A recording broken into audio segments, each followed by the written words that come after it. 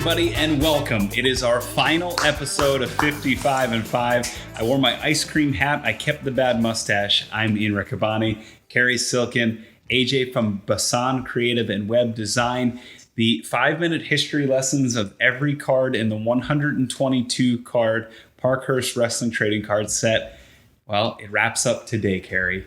And we got to give a big shout out and for allowing us to do this, Conrad Thompson, on the Ad Free Network. It's been giving fun. us a platform, and I think people liked it. Yeah, it's been a lot of fun, and we wanted to shout out the audio audience, like you mentioned, on Ad Free shows. We have a lot of regular viewers. Off the top of my head, John Beard, Jeff Jarrett, Al Getz. We've had folks like Tim Hornabaker chime in, who wrote the book. Les Thatcher, Jim Cornette. Folks that have literally written the books on some of the subjects we've talked about. Greg Oliver, who's written beautiful obituaries, helping memorialize some of the lesser-known names in this set. Yeah, real quick, Greg Oliver, Slam Wrestling, which has been around a long time, he doesn't really have a big Twitter presence. His website has a big presence, though, and if you look up anybody, not just, particularly Canadian wrestlers, but he just has these, Dave Meltzer is known for his incredible obituaries and bios.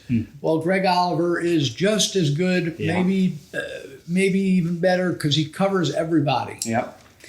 It's incredible. Some of the what I thought were going to be impossible to find information-wise wrestlers, Greg Oliver, we shout him out when we use them. It has just these beautiful life stories. So we encourage you to check that out. Dave Meltzer has chimed in as well on a couple of these. So we appreciate everybody coming along for the ride. Cary, this is the big one. This we've talked about it. We've joked about it. There was one card in the set that we hadn't got to when times were rough through the 60s and 80s. Those runs when we just got wrestlers that no one had ever heard of. And there was always this man at the end. He's card number 119. He is not in the 1954 set. I liken this to the 1952 Mickey Mantle. And if you're familiar with the 52 Mickey Mantle, the 1951 Bowman is actually Mickey Mantle's first card. The 1952 Topps, however, is his most desirable. It has a beautiful color photo of him holding the bat. With this, Buddy Rogers' first card is in 1953, but this is by far, I believe, his best card. Well, they have a beautiful shot of him. And look at Buddy Rogers in his... Now, we mentioned just before, our last card with Whipper Billy Watson always appears as an older gentleman. Right. Here, Rogers is, you could see what a good-looking, tough young man he was. Yeah. As opposed to the Rogers we were just talking off air about in the 80s on WWF TV. Right. But yeah, Buddy Rogers held belts everywhere. NWA, WWF. WWF was basically built for him. Right. Yeah, he was the flagship, the Babe Ruth. And then Bruno came along and things changed. Right. Maybe faster than everybody thought, because we'll get to why that was, or at least what the reason stated was. Yeah, Rogers, and if we never got to it tonight, but when we interviewed Mike G, he'll tell you that was his first favorite wrestler. Yeah, he was, I think a lot of people... the cool bad guy. Right. He had a way of presenting himself. He was a villain, but by the reactions he would get, you would never know it. And he, like you mentioned, was the NWA World Champion, became the WWF Champion. There's still only 3 people to this day to cross that lineage, holding the NWA title and the WWF or WWE title. Do you know who the other 2 are? One's a layup, and a guy. Hulk Hogan. No. Oh, wait, NWA? Yeah, very specifically the NWA. Ric Flair, yeah.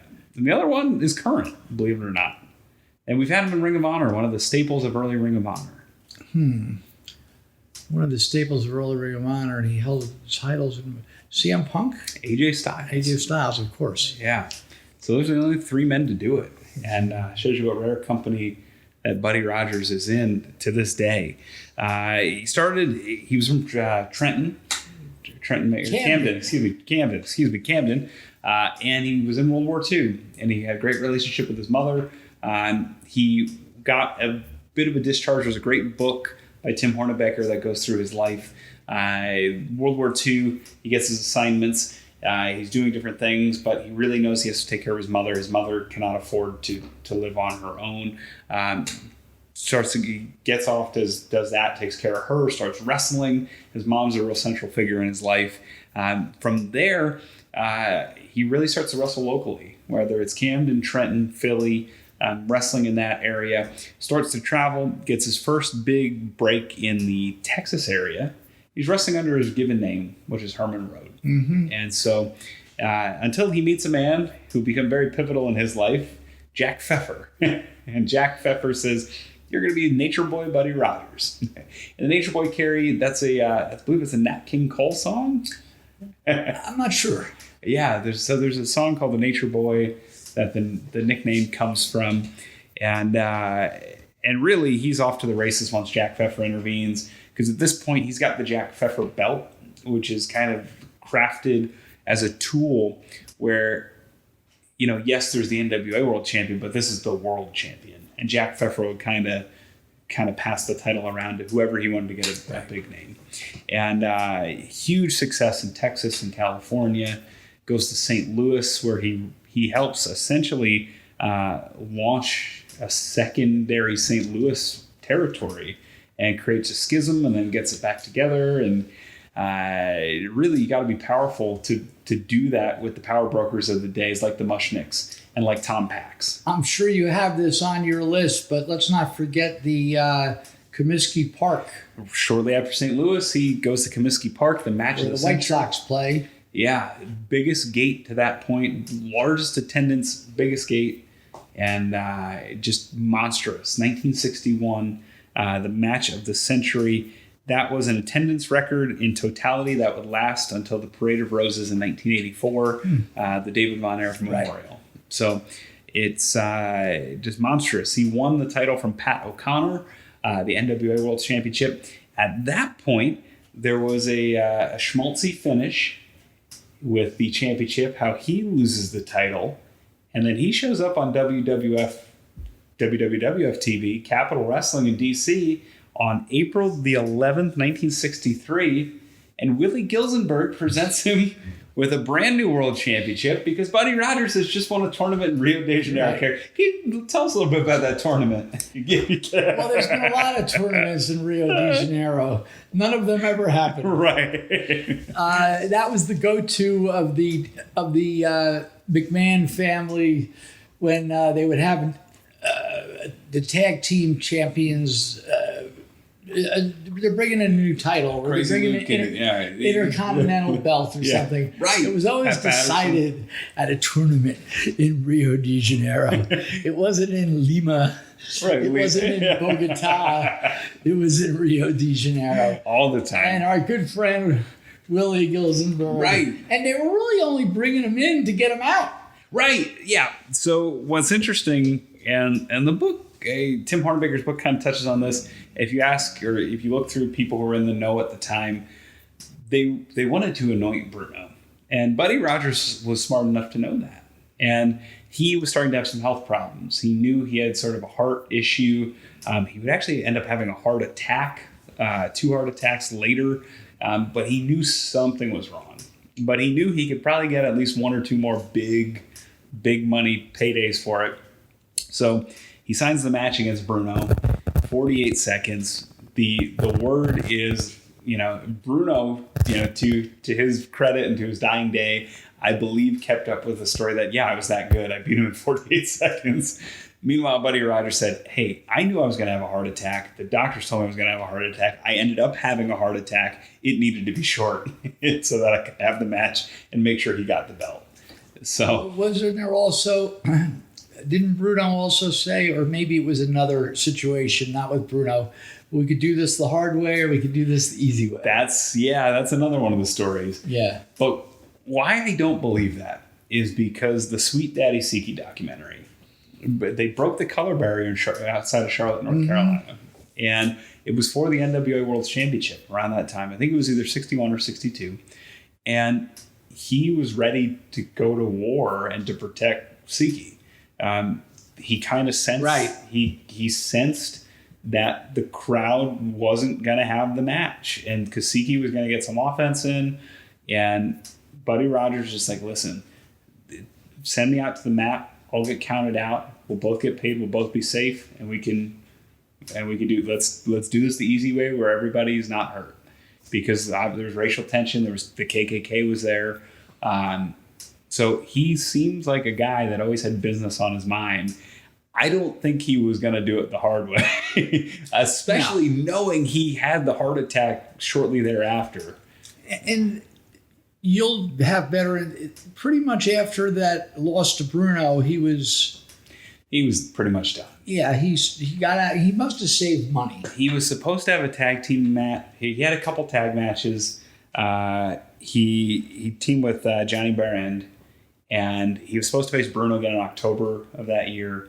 It didn't happen because of the heart attack. He'd have a couple matches in '69.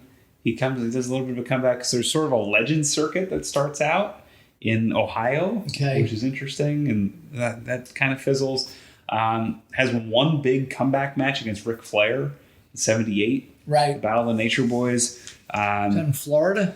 Let's see. Yes. Yeah. He puts over Ric Flair. And then he becomes sort of a manager. And he's, interestingly enough, manages the fan favorites, even though his whole career he had been a villain. And he manages Superfly Jimmy Snuka against Ray Stevens and Captain Lou, and hosts a talk show segment, which he's very good at. He's very just this captivating person on television, still a great talker through the end. And I was telling Cary before we started, you rewatch those, you want to see him wrestle. You don't want to see it. You want to see this 65-year-old man get in there, a 70-year-old man get in there and wrestle, rather than the guys, and no fault of his own, he's just that charismatic and that magnetic that you're drawn into him instead of Jimmy Snuka, instead of Don Morocco, instead of Tony Gurria, Rick Martel. You want to see this man whose career is behind him get in there and rough up Captain Lou. Well, you picked the perfect card, the perfect guy for the last card, because in the annals of, what is pro wrestling? It's Buddy Rogers. Right. So to close out the 55 and 5, it's a perfect card. It was a lot of fun doing this even when you were sticking it to me. No names. No, it's all right. Yeah. We learned along the way. Yeah. Conrad, again, thank you. Yeah, we appreciate everybody who's listened to the audio version on ad-free shows. We appreciate those who've been watching all along on YouTube. It's been a lot of fun. We started this project back in December. I was in the Ring of Honor bubble. I said, Cary, I'm going to buy this set.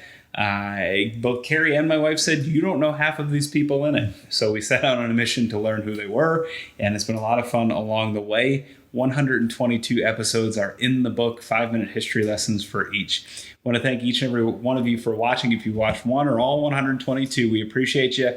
And do you think there'll be 4 more in 54? Is that what we're doing now? We'll figure something out. But thanks, Ian. That was a lot of fun. Thank you, Cary. We appreciate it. Thank you for being our willing participant in this show. Thank you, AJ, for producing these episodes. And thank you for watching. Happy wrestling, everybody.